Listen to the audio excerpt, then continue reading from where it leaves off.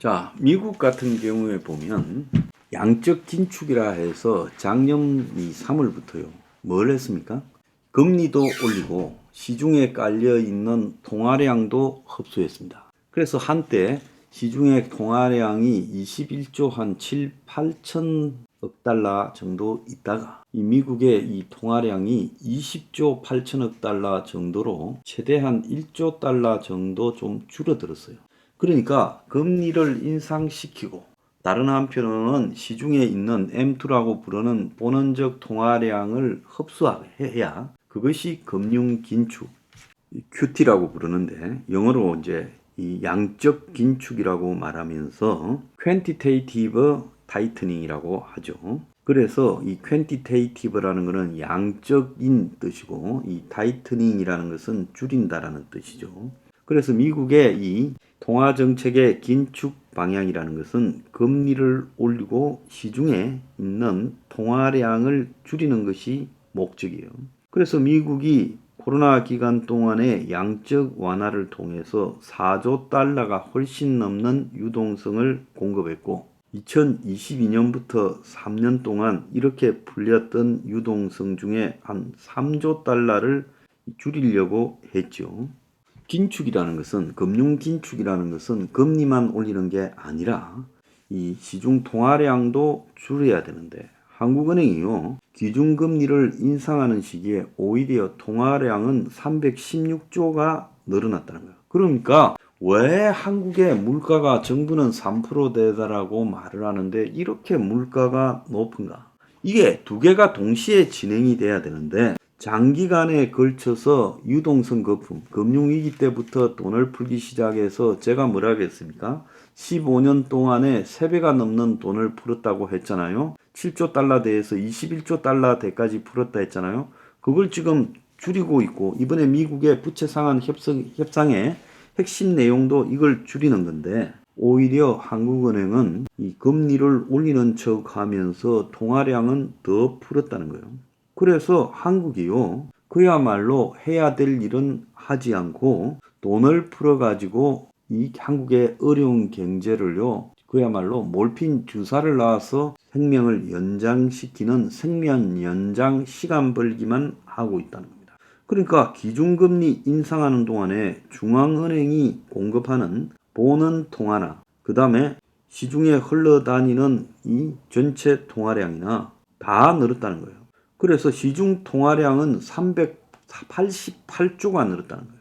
그래서 시중 유동성을 흡수하기 위해 기준금리를 올려서 시중에 있는 돈들이 금리가 올라가면 은행으로 들어가서 줄어들어야 되는데 오히려 한국은행 자체가 통화량을 더 발행했다는 거예요. 한국은행이 기준금리가 최저 수준에서 상승세로 전환하기 시작한 타이밍은 문재인이 들어서고 난 이후 2017년 11월이에요. 당시 이주열 전임하는 총재가 있었죠. 2014년 4월부터 2022년 2월까지 있었는데 이 재임 기간에 세월호 참사, 메르스 사태, 브렉시트 등 국내 여러 악재들이 겹치고 소비가 침체하고 경기가 부진했는데 자기 재임 당시 2.5%였던 금리를 2016년에 1.25%까지 낮췄어요. 그러니까 금리를 절반으로 낮췄다는 거예요.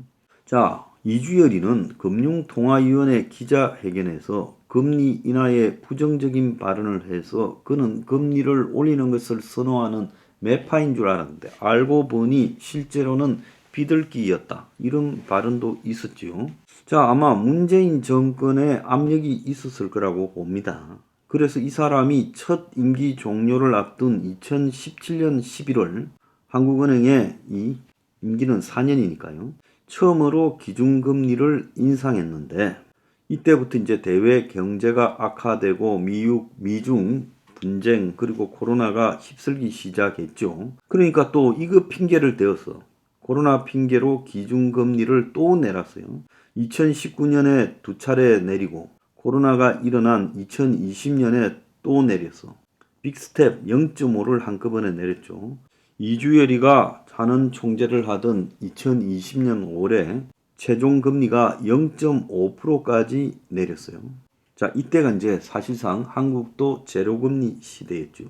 그러다가 이제 기준금리를 본격적으로 인상하기 시작한 게 코로나 충격에서 약간 벗어난 2021년 8월인데, 그래서 세계적으로 그때 코로나 때 돈을 풀어서 인플레이션이 극심해지는 상황 속에서 지금 거품이 너무 많다. 그래서 이제 각국이 다 금리를 인상하려고 시도할 때 한국은행이 2021년 8월에 0.5에서 0.75, 그래서 2022년 1월에는 1.25까지 올렸고 현재 3.5까지 올렸어요.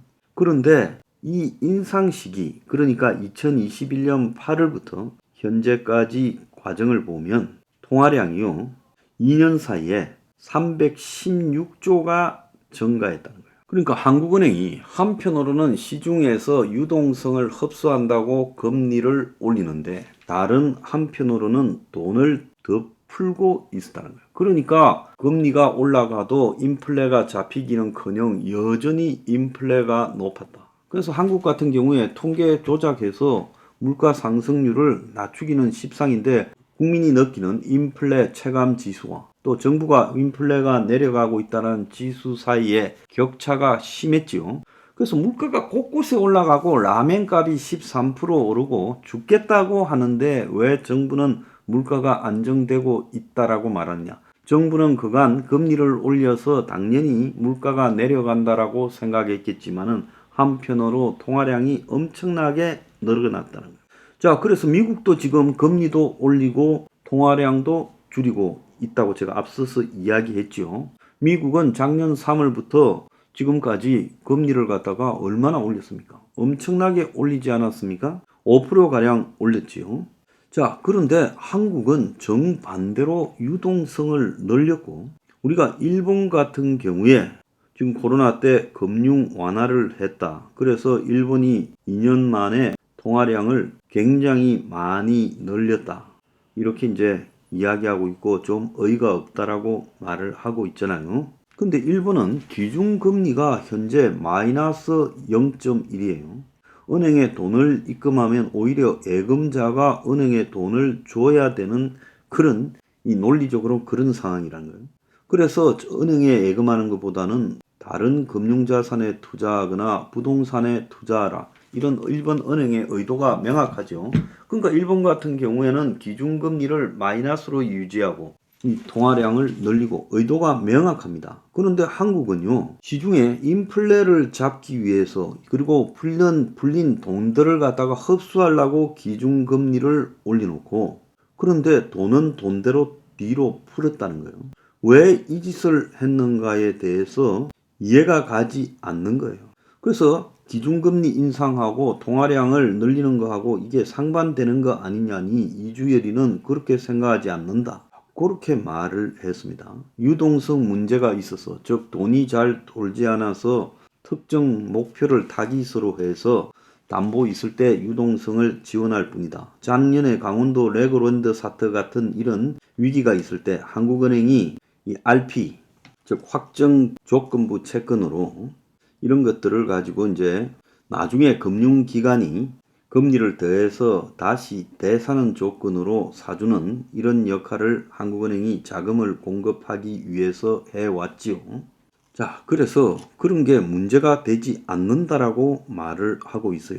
그런데 레고랜드 사태 때 이미 통화량 증가분이 엄청 많았다는 거예요. 2021년 8월 금리를 올리기 시작할 때 비해서 올해 1월 달에 통화량은 309조가 증가했다. 그래서 레고랜드 때 돈을 풀어서 통화량이 늘은 것처럼 RP 등을 사줘서 늘은 것처럼 이야기하는데 그런 거하고 관계없이 돈은 이미 많이 풀려 있다는 거예요. 그래서 한국은행의 기준금리 인상을 갖다가 해도 효과를 보지 못하고 있는 이유가요. 지금 부동산이 가라앉을까봐, 폭락할까봐 윤 정권이 대출 규제를 완전히 지금 풀어주고 있지요.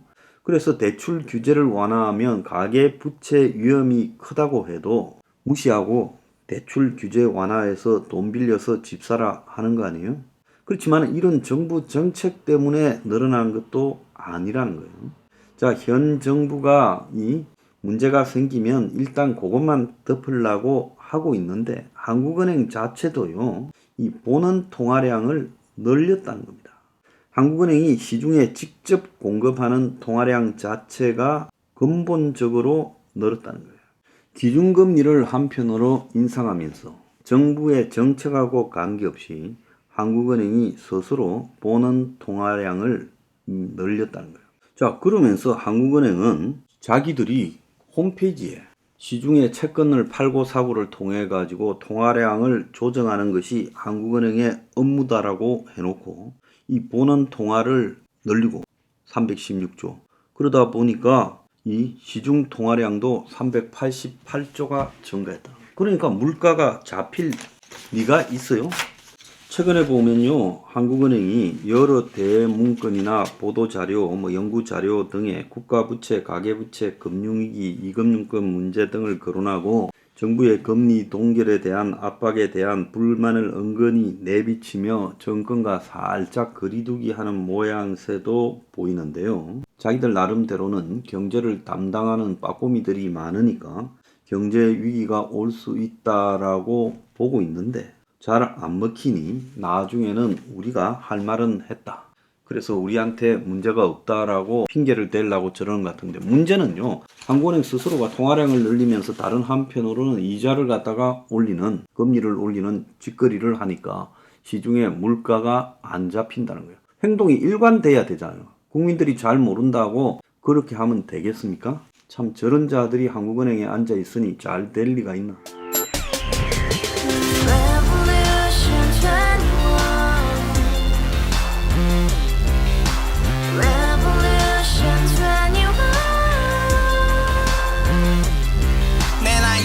월세 30 코인빚만 300 서울에 온 지 벌써 10년 아둥바둥 버텼지만 여전히 난 반지 하에 제왕 곰팡이 연문제약 내비랑 깡통망통 완전히 폭망 고시원 창문만큼 작아진 내 꿈 연애 결혼 내 집 모든 게 헛꿈 1년 전 떠난 여친 울며 말했지 같이 살자 평생 가본 게 꼭꼭꼭하지 가바후스 700 나도 소유주 가바후스 700 나의 소유주 택시기사 우라부지 마트캐셔 울어무니 우리 집안 다 털어봤자 후줄 그래 개선민 내 미래 거기서 팍 끝난 거지 팍더 이상 노력 따윈 괴물이 스펙 찾아서 말리 비오는 날 알바 잘려 맨날 학원 날 개쳐 발려 밤비 내리는 양화대교 홀로 걷고 있을 때 현수막에 아로 새겨진 평당 700짜리 아파트 다같이 소리 질러 혁명 21 가바후스 700 나도 소유주 가바후스 700 나의 소유주 You and I, we live together in the house, brand new day, and your dream had just begun. Yeah